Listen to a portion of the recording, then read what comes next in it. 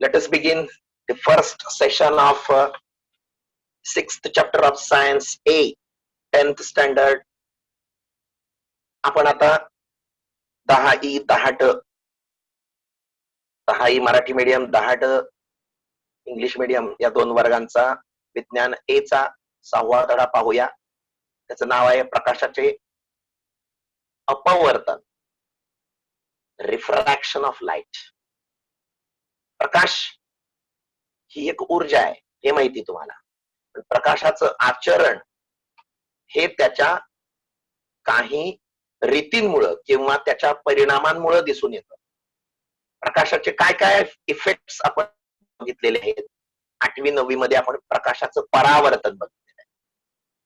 परावर्तन वेगळं, अपवर्तन वेगळं, अपस्करण वेगळं, विकिरण वेगळं, डिफ्रॅक्शन, रिफ्रॅक्शन, इंटरफरन्स, रिफ्लेक्शन. बघा किती शब्द आहेत. प्रकाशाचे अनेक गुणधर्म तुम्हाला आगामी काळामध्ये बघायचे, आताही बघायचे. पूर्वीही रिफ्लेक्शन बघितले, परावर्तन बघितले. परावर्तन म्हणजे काय? एखादा चेंडू, रबरी चेंडू तुम्ही भिंतीवर मारला, तो पुन्हा तुमच्याच कडे येतो. ज्या माध्यमातून आला त्याच माध्यमामध्ये पुन्हा येणे, याला म्हणायचं परावर्तन. पण इथं आता परावर्तन नाही शिकायचं आपल्याला, इथं आपल्याला अपवर्तन शिकायचंय. एक साधं उदाहरण सांगतो. काचेच्या ग्लासामध्ये निम्मा पाऊण ग्लास भर पाणी घ्या. तुमच्या हातामध्ये तुमची कंपास मधली मोठी अखंड पेन्सिल आहे, ती न तुटलेली आहे. तीच जर तुम्ही ग्लासात बुडवली आणि बाहेर ग्लासाच्या बाहेरून जर तुम्ही बघितलं तर तुम्हाला ती अशी ब्रेक झाल्यासारखी दिसते. बादलीमध्ये पाणी भरलं, त्या भरायच्या आधी तळ कुठायतो बघा त्याचा, आणि पाणी भरल्यानंतर तळ कुठे बघा, तळ उचलल्यासारखा वाटतो. हे जे फिलिंग आहे, that is the effect of refraction of light. मी जो चष्मा वापरतोय तो काय आहे? या माध्यमातून, माझ्या समोरच्या हवा माध्यमातून प्रकाश आला, काच माध्यमात शिरला, काच माध्यमातून पुन्हा चष्मा लावल्यानंतर इथली जी गॅप आहे त्या हवा माध्यमात आला, मग पुन्हा माझ्या डोळ्यातल्या भिंगात गेला, इथून पुन्हा वळाला आणि माझ्या इथं डोळ्याच्या बरोबर इथून जर आत गेलं तर इथं पडदा आहे असा, त्या स्क्रीनवर पडलेला आहे प्रकाश. आणि तो बरोबर फोकस करण्यासाठी हा चष्मा वापरला. कारण का जर चष्मा काढला तर जवळचे जे किरण आहेत हे माझ्या पडद्याच्या मागे जात आहेत, त्यांना पुढे आणण्यासाठी याचा चष्म्याचा उपयोग. चष्मा काय करतोय? अपवर्तनच. अपवर्तन म्हणजे काय? साधं सुद्धा आहे. अपवर्तन म्हणजे प्रकाश जेव्हा एका माध्यमातून दुसऱ्या माध्यमात जातो तेव्हा त्याचा मार्ग बदलला जातो, विचलित होतो, डेव्हिएट होतो. एका माध्यमातून दुसऱ्या माध्यमात प्रकाश जाताना त्याचा मार्ग बदलला जाणे, याला म्हणायचं प्रकाशाचे अपवर्तन. When the light travels from one medium to the another medium, at that time its path is deviated. Its path is shifted. That shifting phenomenon is called as refraction of light. लगेचच त्यांनी एक प्रयोग सांगितलाय जो तुम्ही प्रयोगशाळेत actually करायचा आहे. आता आपण सध्या प्रयोगशाळेत आहोत. प्रयोगशाळेमधला हा टेबल आहे, पुस्तकाचा पृष्ठभाग म्हणजे टेबल आहे. आता अरेंजमेंट आहे ते नीट बघा. मी तुम्हाला बरचसं काही पॅरलल कन्सेप्ट मी तर शिकवलीच, पण त्याच वेळी आज सकाळी जे एसपीडीएफ शिकवलं त्याच्याविषयीची सुद्धा लिंक टाकली मी. त्याचं क्लॅरिफिकेशन कसं आहे, त्याचं अफबाव प्रिन्सिपल म्हणून एक प्रिन्सिपल आहे, या मी तुम्हाला सांगितलं नाही सकाळी, परंतु त्या प्रिन्सिपलचं ते असं असं असं एरोज केलेले आहेत. ती लिंक मी तुम्हाला टाकलेली एसपीडीएफच्या दृष्टीनं. तर अशी लिंकही टाकेन मी अशा या आता जो सांगतोय त्या प्रयोगाची सुद्धा. तर आताचा प्रयोग काय? हा टेबल आहे. मी टेबलला मी असा उभारलोय, मी विद्यार्थी दहावीचा आणि मी या टेबलला उभारलोय. टेबल फिक्स आहे, स्थिर आहे, आता हालत असला तरी. आणि माझ्याकडं एक ही काचेची चिप आहे, खूप मोठी झाली, हा डबा आहे प्लास्टिकचा, परंतु ही काचेची चिप एवढीच आहे असं समजा. थोडा प्रयोगासाठी मी तुम्हाला सांगायला लागलं. ही काचेची चिप मी या टेबलवर ठेवणार आहे. टेबलवर ठेवून प्रयोग झाल्यानंतर हाच ऍक्च्युअली त्या टेबलवर मी एक ड्रॉइंग बोर्ड ठेवणार आहे. ड्रॉइंग बोर्डवर एक पांढरा शुभ्र कागद ठेवणार आहे, ड्रॉइंग पेपर, त्याच्यावर मी हे ठेवणार आहे. त्याच्यावर त्याच्या बाउंड्रीज आखून घेणार पेन्सिलनं, प्रयोग करणार आहे, प्रयोग संपल्यानंतर हे काढणार आहे, हा इथला कागद उचलणार आहे आणि तोच कागद म्हणजे हा कागद आहे समजा, तो मी असा करणार आहे. ती म्हणजे आपल्या पुस्तकातली पुढच्या पानावरची आकृती. कोणती? पान नंबर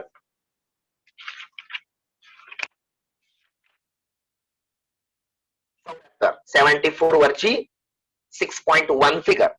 ती फिगर कशी येणार आहे? ती अशी येणार आहे. ही जी फिगर आहे ती फिगर तेव्हा येणार आहे केव्हा? तुम्ही या टेबलवर एक ड्रॉइंग बोर्ड ठेवलाय प्लायवूडचा, त्याच्यावर एक पांढरा कागद ठेवलाय, पांढऱ्या कागदावर काचेची चिप ठेवली, टाचण्या इकडे रोवणार आहे तिकडे रोवणार आहे, तो प्रयोग संपला, तो काय प्रयोग ते सांगणार आहे. तो प्रयोग संपल्यानंतर तुम्ही हे काढणार आहे, इथला कागद काढणार आहे, तो हाच कागद आहे समजा, तो कागद असा केला म्हणजे तुम्ही हे इथं असा चौकोन काढला होता ह्याचा, असा असा असा असा, आणि मग इकडून टाचण्या रोवलेल्या आणि ते आलेला, म्हणजे अशी आकृती तुमच्या पुस्तकात छापली, म्हणजे ती कशी आली ते मी तुम्हाला सांगितलं. आता इथपर्यंत तरी कळलं का? हो. आता काय करायचं ऍक्च्युली, या टेबलवर तुम्ही ड्रॉइंग बोर्ड ठेवलाय, ड्रॉइंग बोर्डवर ही काचेची चिप ठेवली, या चिपीच्या बाउंड्रीज आखून घ्यायच्या. बाउंड्रीज आखून घेतल्यानंतर बरोबर तुम्हाला एक रेक्टँगल मिळेल, बरोबर आहे. आता तुम्ही माझ्याकडे बघा लागलाय, तुमच्याकडून मी शिकवतोय असं समजा. या काचेच्या चिपीच्या ज्या बाउंड्री आहेत त्या आखून झाल्यानंतर इकडं तुम्ही करा लागलात प्रयोग. इथं एक टाचणी इथं एक टाचणी रोवण्यासाठी मी आधीच एक असा एक रेषाखंड काढणार. इथं तो आयत आलाय की नाही, मी ते तुम्हाला स्क्रीनवर सुद्धा दाखवणार आहे. असा तिरपा एक रेषाखंड काढणार. कुठपर्यंत? रेक्टँगलच्या वरच्या, हा रेक्टँगल होता ना, त्याच्या वरची जी लेंथ आहे त्याला असा एक तिरपा किरण काढणार. जिथं तो किरण टेकलाय तिथला मी एक लंब काढणार, त्याला म्हणतात नॉर्मल. इंग्लिशमध्ये त्याला नॉर्मल म्हणतात. म्हणजे हा रेषाखंड जिथं पोचतो तर लंब काढला. कळलं? आता तो कसा आला तर ते मी इथं सांगतो तुम्हाला.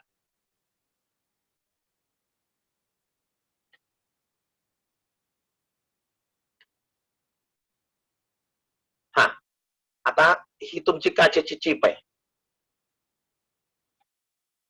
तुम्ही हा रेक्टँगल काढल्या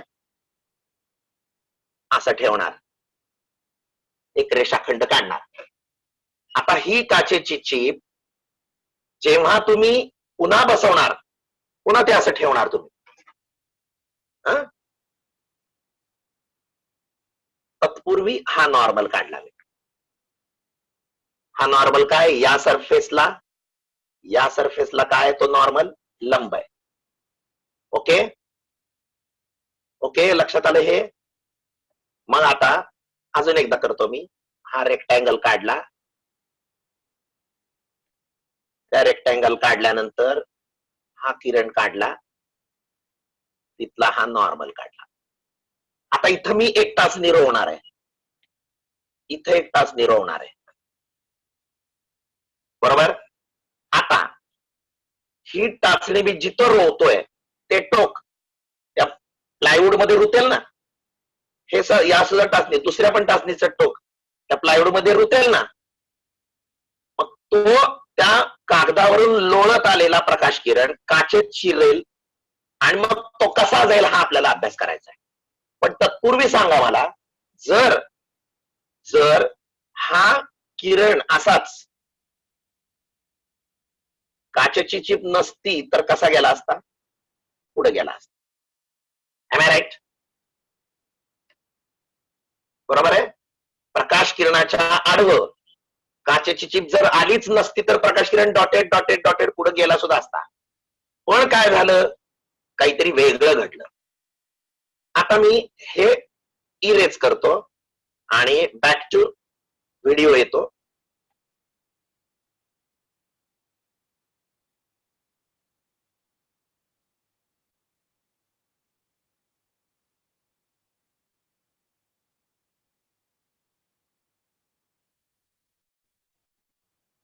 एकदम काहीतरी वेगळं झाल्यावर मला गांगरून गेल्यासारखं होतं, काय झालं कळलंच नाही. हा, तर ही काचेची चिप इथून प्रकाश किरण माझ्या बाजूनं काचेत शिरला आणि नंतर काय झालं माहित नाही. मग मी काय करणार, इकडून तुम्ही बघा लागलाय, इकडच्या 2 टाचण्यांना दिसतंय, या बाजूच्या माझ्या बाजूच्या 2 टाचण्यांना तुम्ही काचेतनं बघणार आहेत. काचेतून बघून त्यांच्या बुडाकडे बघणार आहे. काचेमध्ये सॉरी त्या ड्रॉइंग पेपर मध्ये ते रुतलंय ना, प्लायवूड मध्ये रुतलेलं टोक, पहिली टाचणी दुसरी टाचणी ती इथून बरोबर एक डोळा झाकून तुम्ही असं बघणार की तिसरी टाचणी तुम्ही इथं रोवणार, चौथी टाचणी तुम्ही इथं रोवणार. कळलं? म्हणजे त्या 2 टाचण्या तुमच्या बाजूच्या खऱ्या आणि काचेतनं बघितलेल्या ह्या 2 खऱ्या का म्हणलं, त्या तुमच्या बाजूला खऱ्याच आहेत, परंतु काचेतनं बघितलेल्या इकडच्या 2 टाचण्या त्या खोट्या आहेत. ऍक्च्युअली कुणीकडे आहेत, इकडे आहेत. त्या जर असं करून बघितलं तर तुम्हाला दिसेल खऱ्या, परंतु काचेतनं बघतायत त्या वेगळ्या आहेत, कारण का प्रकाश वळलाय. त्यामुळं काचेतनं दिसलेल्या इकडच्या 2 आणि इकडं खऱ्या लावलेल्या 2 एका रेषेत येतील असं या 2 टोचणार आहेत तुम्ही. Are you getting me? इकडची 1 2 आणि तुम्ही लावलेल्या तिकडच्या 2 एका रेषेत आल्या, प्रयोग संपला. मग काय होईल,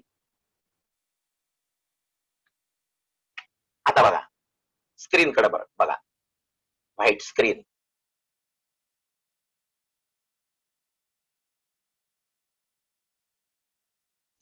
ही चिप आहे, तुम्ही किरण असा काढला होता, इथला हा नॉर्मल आहे, इथली 1 टाचणी, इथली दुसरी टाचणी.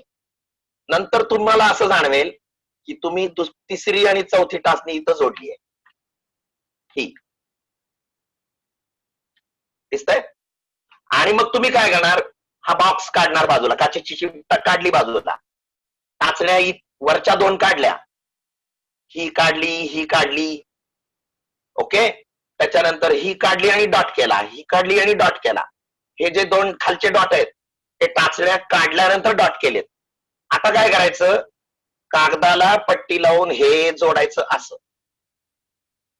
कुणीकडून कुणीकडे जोडायचं, इकडून इकडं जोडायचं. कसा प्रवास केला मी अजून एकदा दाखवतो तुम्हाला.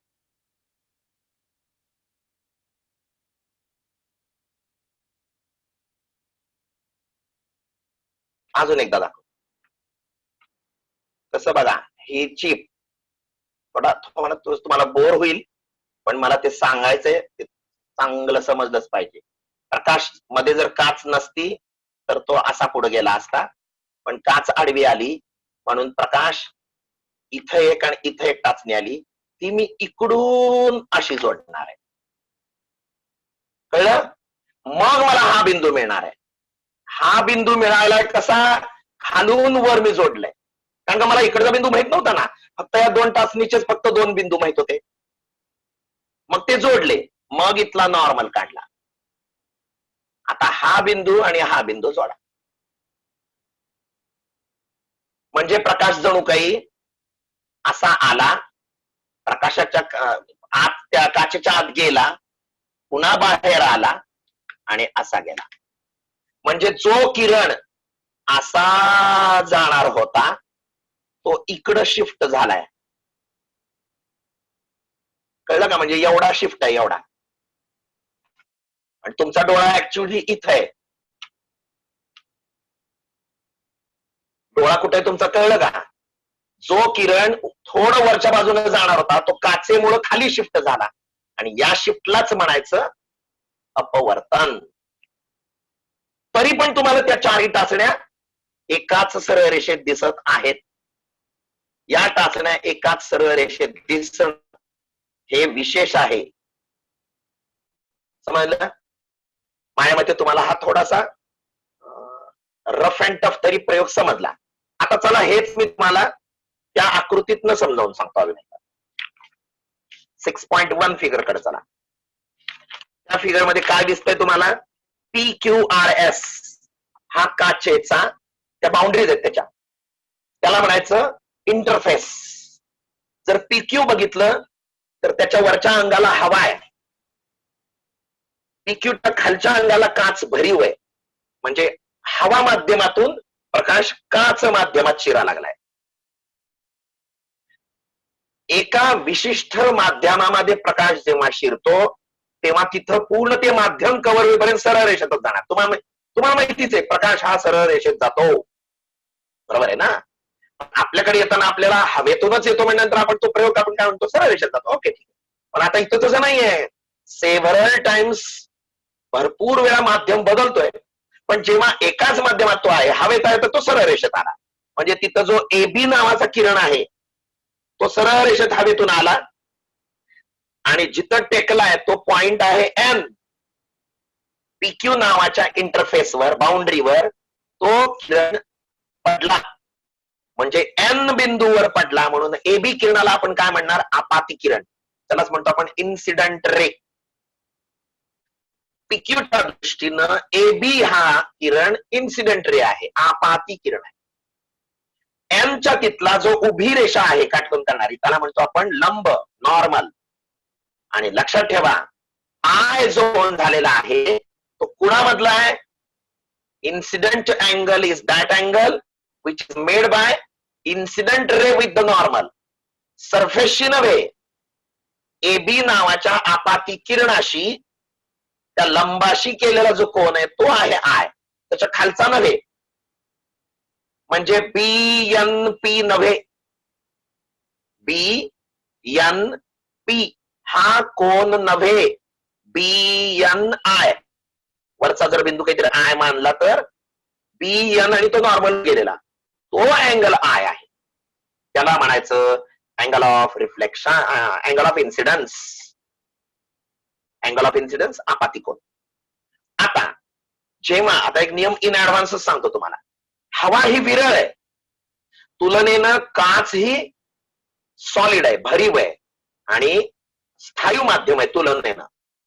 म्हणजे आपण म्हणूया घन माध्यम आहे. विरळ विरळ विरळ आपला काचेतनं हात फिरतो का आपला आतून, असं असं ही काच घेतली आणि असं ह्याच्यातनं हात फिरतोय का, नाही. पण हवेतनं आपला हात फिरतोय म्हणजे हवा ही कशी आहे, विरळ आहे. आणि तुलनेनं काच ही घन माध्यम आहे, सॉलिड आहे, भरीव आहे.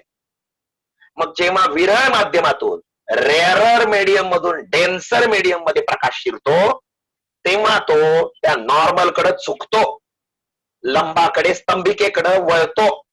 बघा एबी किरण जर काच नसती तर डॉटेड गेला असता, परंतु तोच डॉटेड जाणारा किरण काचेत न जाताना खाली वळला. कोणाकडे वळलाय तो, यांच्या तिथल्या लंबा, यांच्या तिथला जो लंब आहे नॉर्मल आहे त्या नॉर्मल कडे झुकला.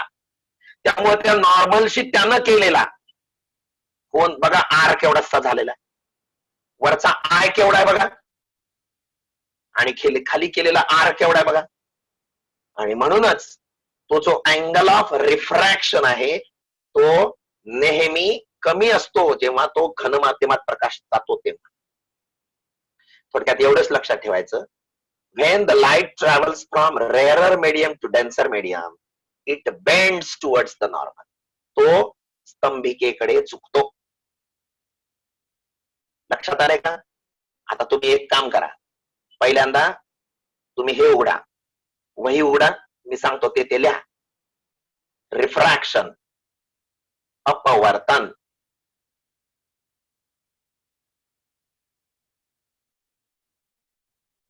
when light travels from one medium to the another,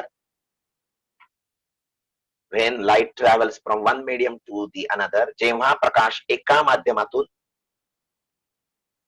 दुसऱ्या माध्यमामध्ये जातो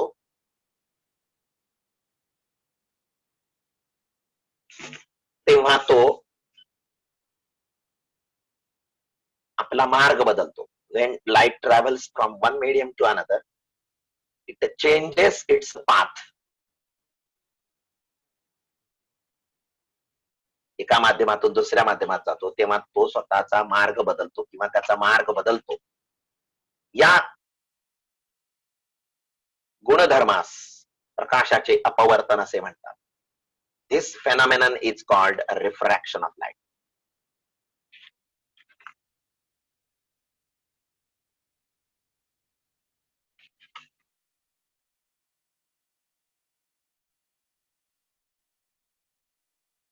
आता ती आकृती तुम्हाला आता काढता आली पाहिजे.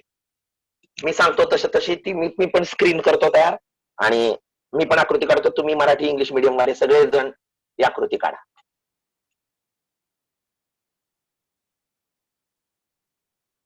हम्म. चला एक रेक्टँगल काढा.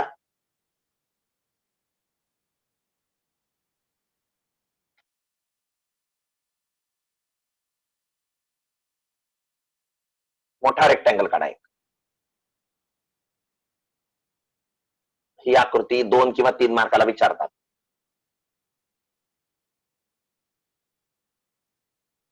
त्याला नाव द्या, आकृतीत त्या दाखवल्याप्रमाणे PQRS तेच नाव द्या.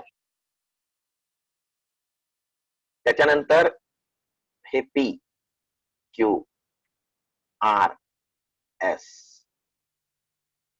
आता काय करा, पट्टी अशी लावा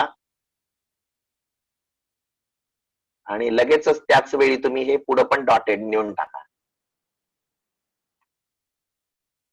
आणि इथं ऍरो द्या.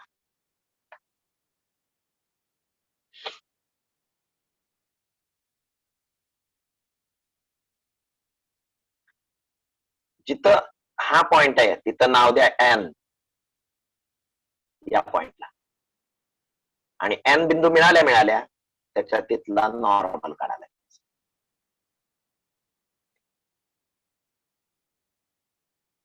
90 डिग्री.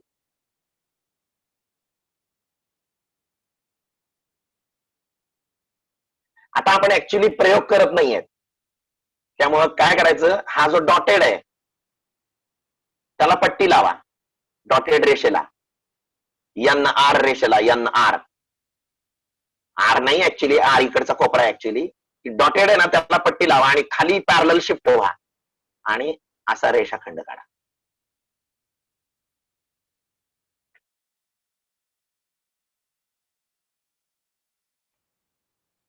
लगे इथला नॉर्मल काढायचा. हा झाला इथला एम बिंदू. आणि मग एन आणि एम पट्टीनं जोडायची. आतमध्ये सुद्धा ऍरो करा, बाहेरही ऍरो केला.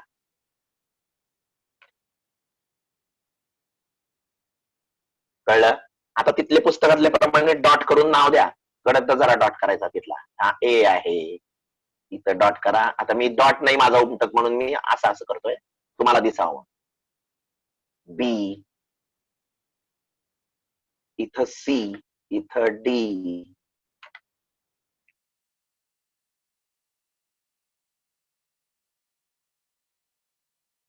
बाहेर एअर म्हणा, आतमध्ये ग्लास म्हणा, पुन्हा खाली एअर म्हणा. या इथल्या कोणाला म्हणा आय. आता आय कसं काढायचं बघा, मी वर काढून दाखवतो, लक्ष द्या.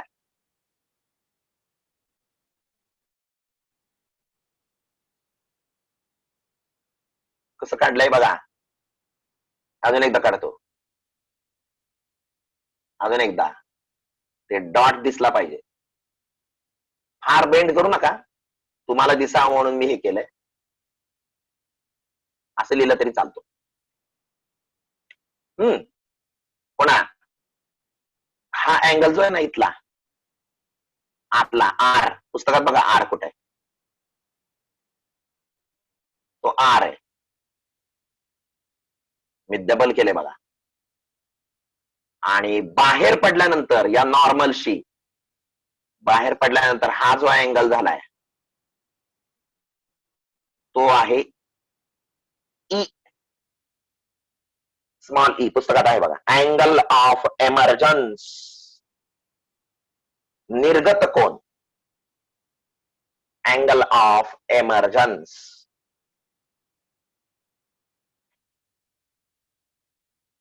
आता मला काही अजून सांगायचंय.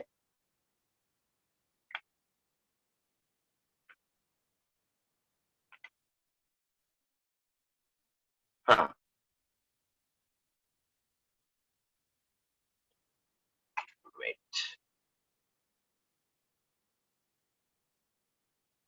हा, आता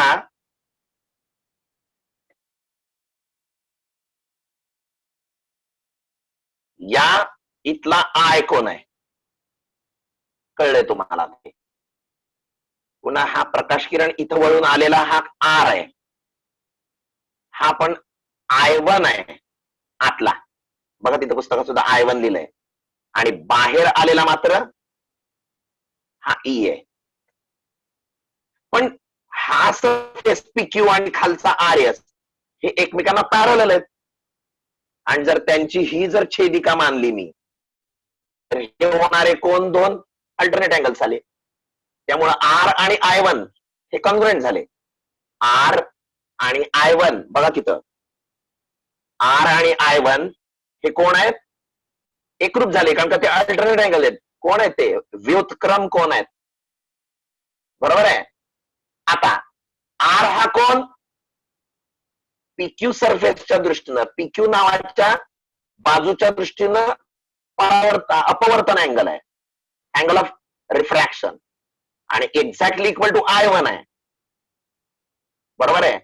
PQ सरफेसच्या दृष्टीनं आतला NM हा किरण रिफ्रॅक्टेड रे आहे, PQच्या दृष्टीनं रिफ्रॅक्टेड रे आहे, परंतु RSच्या दृष्टीनं तोच रे NM हा इन्सिडेंट रे आहे. अजून एकदा रिपीट करतो. पॉइंट N च्या दृष्टीनं, N बिंदू कुठे आहे बघा, N बिंदूच्या दृष्टीनं NM हा किरण कोण आहे, रिफ्रॅक्टेड रे, अपवर्तित किरण आहे, आणि तोच किरण M बिंदूच्या दृष्टीनं कोण आहे, आपाती किरण आहे, म्हणजेच अँगल रे ऑफ इन्सिडन्स किंवा इन्सिडंट रे आहे. आणि पूर्ण प्रयोगाच्या दृष्टीनं CD हा रे किंवा MD हा रे हा कोण आहे, प्रयोगातनं तो बाहेर आलाय किरण, काचेच्या चिपेतनं तो बाहेर आलाय, ऍक्च्युली तो एमच्या दृष्टीनं रिफ्रॅक्टेड रे, परंतु त्या पूर्ण प्रयोगातला तो कोण आहे, एमर्जंट रे, विच एमर्जेस आउट, बाहेर निर्गम झालं त्याचं, निर्गत किरण. कळलं का हे नीट? म्हणजे मग पूर्ण त्या काचेच्या चिपेच्या दृष्टीनं AB हा आपाती आहे आणि CD हा निर्गत आहे. AB हा इन्सिडेंट आहे, CD हा एमर्जंट रे आहे. कळलं का? ही एवढी आकृती तुमची पूर्ण प्रयोग झाल्यानंतर होणार आहे. विराज कोण आहे, हा विराज लेफ्ट झालाय.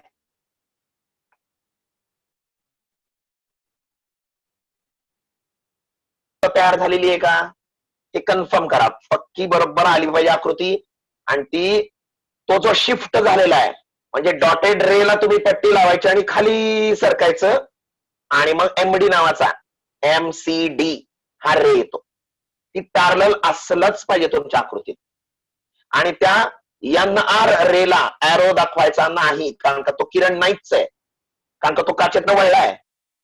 आपण काच नसती तर त्याचा प्रवास दाखवलाय. म्हणजे ऍक्च्युली प्रवास कसा होतोय, A कडून B कडून N कडून M कडून C कडून D, आणि तरी सुद्धा आपल्याला Dच्या तिथे डोळा आणला तर आपल्याला हे सगळं एका रेषेत वाटतं. हे एका रेषेत आहे का? आपण काय म्हणतो, हे बघा एका रेषेत आलेलं आहे, म्हणून तर आम्ही टाचण्या रोवल्यात तशा. पण ऍक्च्युअली प्रयोग संपल्यानंतर दिसतंय ते शिफ्ट आहे सगळा, म्हणून रिफ्रॅक्शन अपवर्तन झालं हे सिद्ध झालं. आता प्रयोगात तुम्ही ऑब्झर्वेशन मध्ये, निरीक्षणाच्या तिथं तक्ता काय लिहिणार आहेत, तुम्ही आय मोजला त्यावेळी आर किती होता आणि त्यावेळी ई किती होता, एवढे 3च रिडिंग घ्यायचे.